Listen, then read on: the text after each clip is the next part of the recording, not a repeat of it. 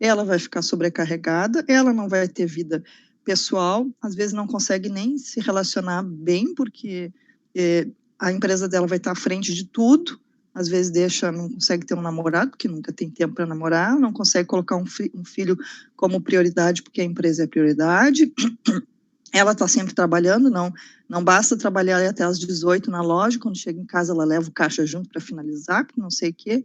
Então, assim, não tem nada de bom nisso, delegar é importante, é possível delegar, só que, claro, para delegar tu tem que formar também, não adianta tu querer sair nesses 30 dias de férias e não ter ninguém para te suprir, aí realmente não vai ter como. Agora, tem que preparar pessoas para te substituir. Muito cedo eu aprendi na minha vida que ninguém é insubstituível, né? Nem um dono de uma empresa, a não ser que ele realmente não coloque ninguém à altura para substituí-lo, né? Agora, se tiver uma pessoa qualificada e que ele tenha formado, que ele tenha selecionado, né, tiver crescido com ele, tiver aprendido com ele, vai ser 100%, não tem por que dar errado, né? E claro que ele também tem que se colocar numa situação assim de, fulano, se alguma coisa acontecer, tu me liga, que eu vou estar lá no outro estado, mas o que eu tiver eu posso te ajudar, não sei o quê. Não quer dizer que ele vai virar as costas para a empresa também, ele só vai se afastar por um período e tudo tem que dar certo. Ser exemplo, que é que nem eu falei, né? Um bom líder, às vezes ele não precisa nem dizer o que vai ser feito. Ele vai lá e faz como exemplo, como eu falei, ele bota a mão na massa, ele não é uma pessoa teórica que fica atrás da mesa dizendo como é que se faz.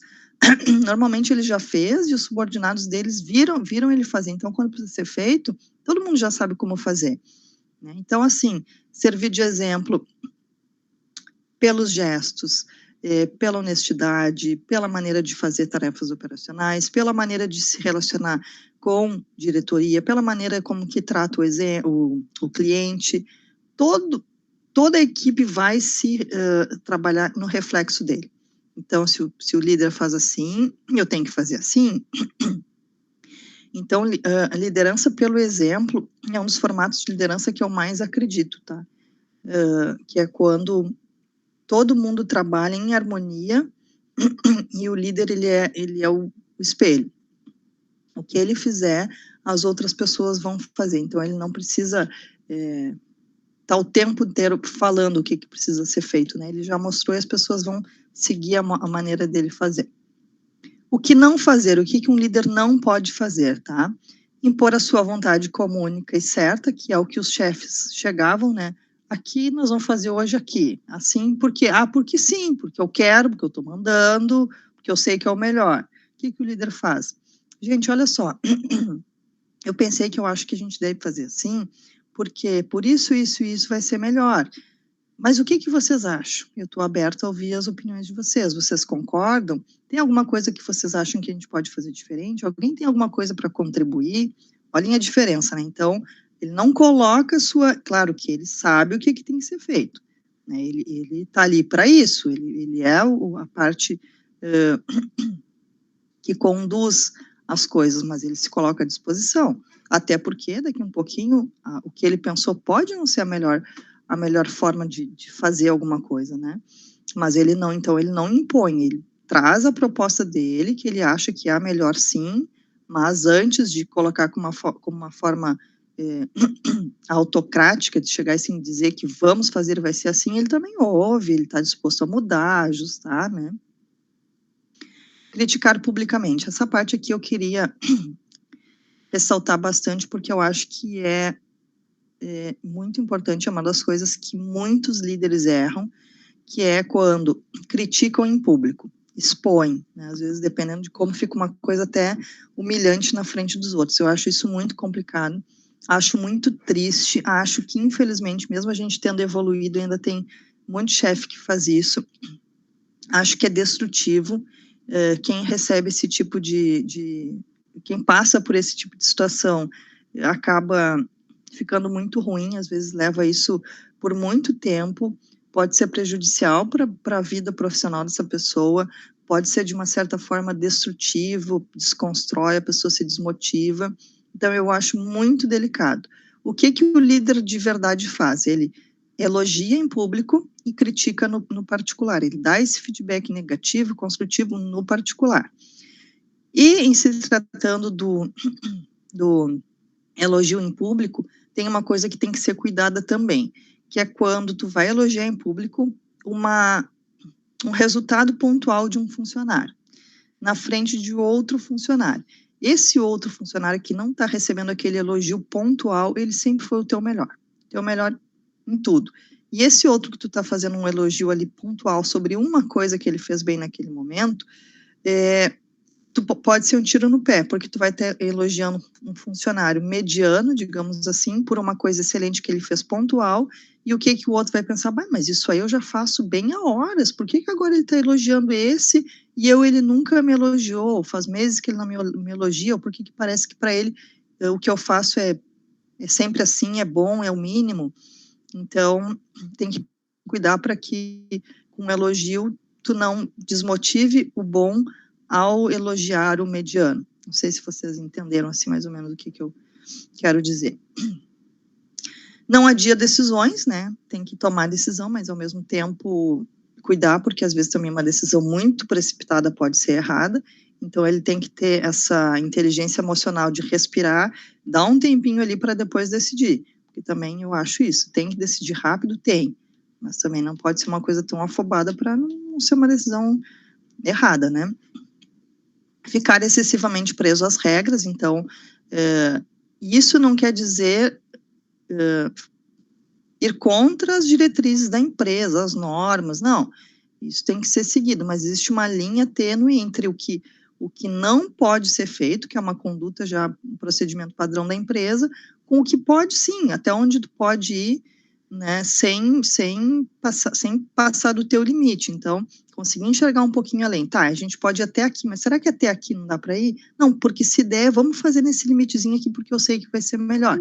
Então, ele consegue mexer algumas peças, consegue pensar um pouquinho fora da caixinha para, né, fazer um pouco diferente de tudo que já existe. Propor metas intangíveis, isso também é bem comum em empresas que trabalham com vendas, ou sei lá, até outras coisas, que eles colocam metas tão impossíveis que ao invés de motivar, ou ao invés de atingir, todo mundo fica desmotivado porque ninguém consegue atingir, né? Então, não adianta, às vezes o que tu acha que vai ser uma coisa boa, porque daí tu vai ter o resultado, porque não sei o quê, acaba sendo ruim, as pessoas tentam no primeiro mês, não conseguem.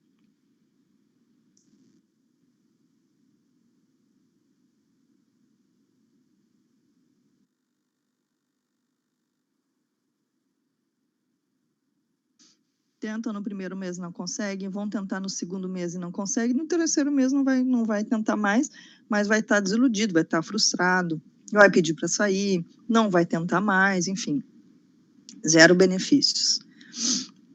Por fim, eu coloquei ali algumas imagenzinhas, né, com texto, então uma delas diz assim: elogia em público e corrige em particular, um sábio orienta sem ofender e ensina sem humilhar. Outro, esse é do Cortella, tá? O primeiro que eu li ali. Outro, elogie o esforço, corrija as falhas, não incentive a mediocridade e recompense sempre a excelência. Frases bem importantes. Depois, por fim, aqui eu trouxe só...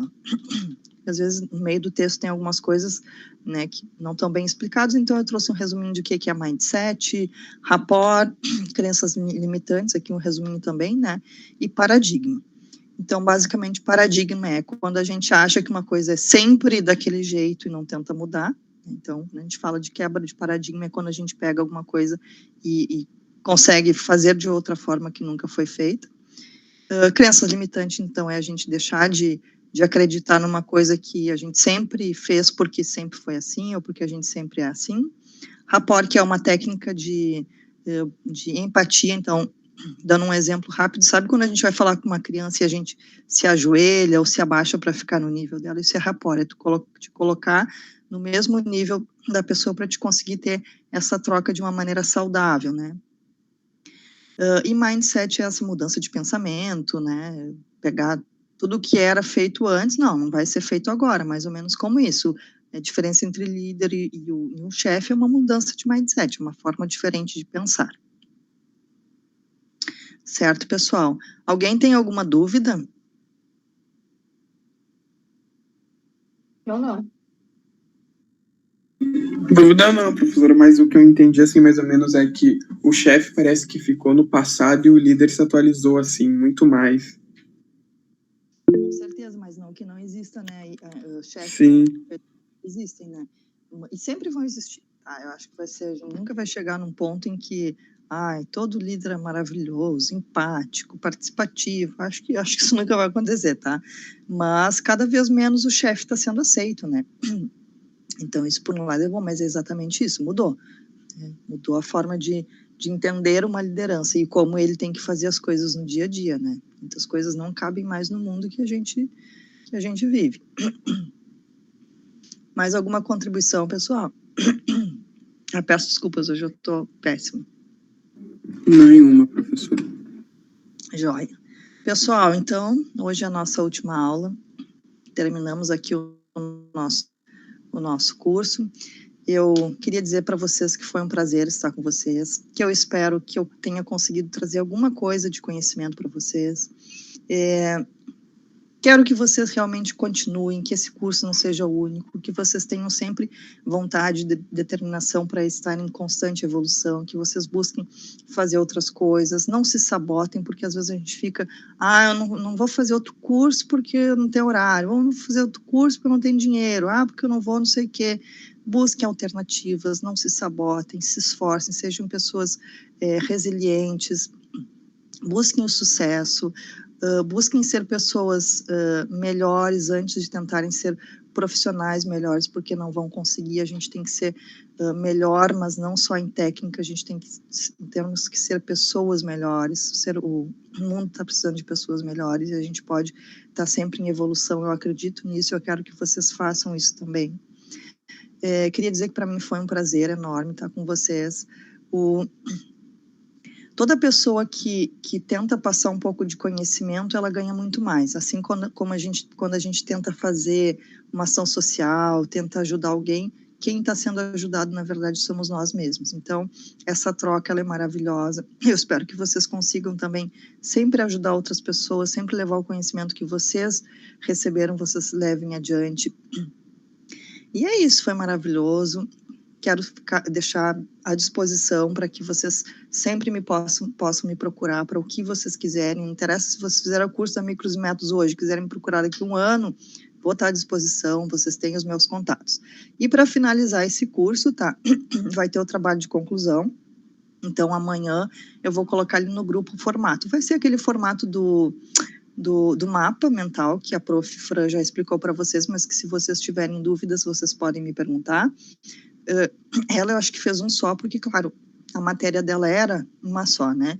Eu vou pedir para que vocês façam 3 mapas mentais, porque eu agreguei assuntos, tá? Mas é assim, é super fácil, podem fazer colorido, bastante flechinha, quem quiser fazer no papel fica ótimo, não vou estar levando em consideração a habilidade artística de ninguém, e quem quiser fazer, enfim, no computador, usar algum software, alguma coisa, também pode ser, tá? Vão me entregar por e-mail, e vou dar uma semana, então, até terça-feira que vem, para vocês entregarem esse material. Vou fazer a correção, vou passar para a empresa também presença, participação e notas, levando em consideração as outras tarefas, né, passadas, as avaliações passadas nas outras aulas e o trabalho de conclusão. Certo? Alguém tem alguma dúvida? Nenhuma, professora. Tente direitinho. E bom, alguém quer falar mais alguma coisa nesse nosso momento de despedida aí?